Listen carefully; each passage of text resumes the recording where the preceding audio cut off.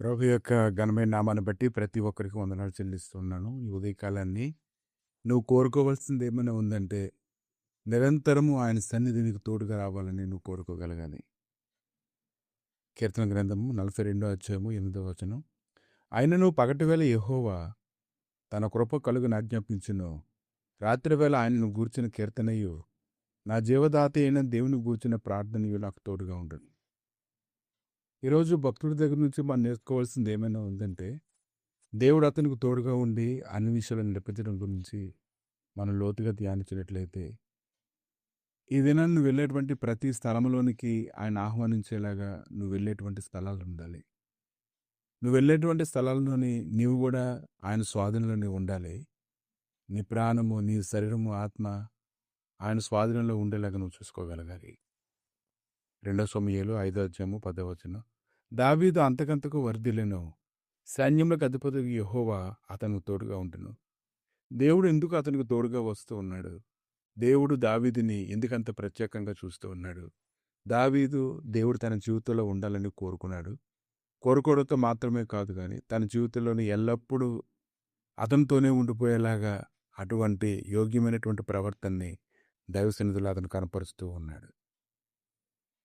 ఇంకా కీర్తన గ్రంథము 89 అధ్యాయము 28 వచనం. నా కృప నిత్యము అతనికి తోడుగా నుండజేసేదను. నా నిబంధన అతనితో స్థిరముగా నుండును.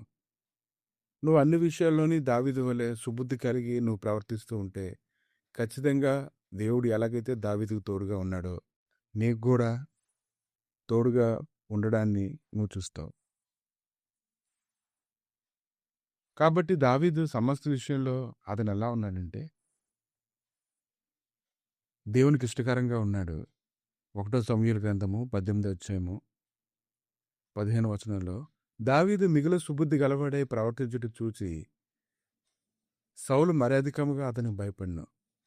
ఇశ్రాయేలు వారితోనూ యోధా వారితోనూ దావీదు జనులకు ముందుగా పోవచ్చు వచ్చుచు ఉండుట చేత వారతనిని ప్రేమింపగా, సౌలు నా చెయ్యి వాని మీద పడకూడదు, ఫిలిష్తీయుల చెయ్యి వాని మీద పడును గాక అనుకుని, దావీదు నా పెద్ద కుమార్తె అయిన మేరబుని నీకు ఇత్తెను.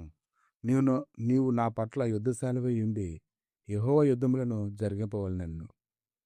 సౌలైతే కపటంగానే మాట్లాడుతూ ఉన్నాడు కానీ దావీదైతే యథార్థమైన హృదయంతో అతను సమాధానం ఇస్తూ ఉన్నాడు కానీ సౌలైతే అతను విషయంలో భయంకరమైన ఉద్దేశములు కలిగి కీడులోకి నడిపించడానికి అతను ఇష్టపడుతూ ఉన్నాడు. కానీ కేవలం దావీదు తన సుబుద్ధి చేత అన్ని విషయాలను కూడా దేవుడు అతనికి తోడు ఉండుట చేత సౌలు రాజు ఎన్నో ఇబ్బందులు అతను గురి చేస్తున్నప్పటికీ కూడా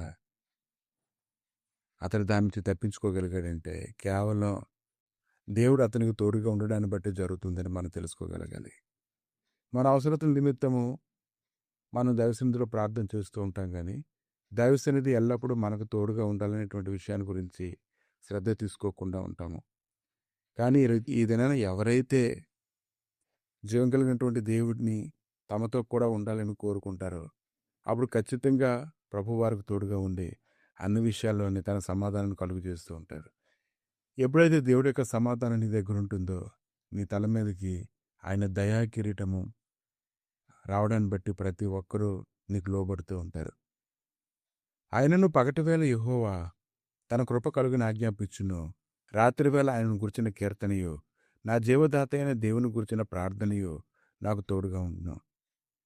భక్తుడైతే ఎంత ధైర్యంగా ఈ యొక్క కీర్తనలు 42 వచ్చిన అతను అంత ధైర్యంగా మాట్లాడుతూ ఉన్నాడు. కనుక సమయం ముందు అసమయం ముందులో ప్రతి సమయంలో ఆయన సన్నిధి నీకు కావాలని ప్రతిదినము ఎక్కువగా ప్రార్థన చేయాలి. ఆయన నీకు చేసినటువంటి మేళ్ళన్నిటిని బట్టి కృతజ్ఞతాస్తుతులు చెల్లించడానికి నువ్వు ఎల్లప్పుడూ ఉండాలి. ఆయనకి ఏది ఇష్టమైతే తెలుసుకోవాలి. దాన్ని బట్టి నువ్వు నడుచుకోగలగాలి. ప్రభా ఈ ఉదయకాలాన్ని తండ్రి లేఖనాలు వింటున్న ప్రతి ఒక్కరూ నీ హృదయాన్ని ఎరిగి పరుగులెత్తడానికి కృప దయచేయండి దేవా. అనేక మంది భక్తులు ప్రభా తమ పరిస్థితులను బట్టి బలహీన పడిపోలేదు కానీ తమ పరిస్థితులన్నింటిలోనూ నీవు తమతో ఉన్నావనే విశ్వాసం నెమ్మది అనుభవించి నీ వైపు చూస్తూ ఉన్నప్పుడు ప్రభా వారికి నువ్వు తోడుగా ఉండి నడిపించినట్లుగా ప్రతి ఒక్కరూ నీ వైపు చూసినటువంటి ప్రతి ఒక్కరికి మీరే నడిపించి బలపరచమని, నీకు ఏది ఇష్టమైందో దాన్ని చేయడానికి కృప దయచేయమని యేసుక్రీస్తు నామమున అడిగి వేడుకుంటున్నాం తండ్రి. ఆమేన్.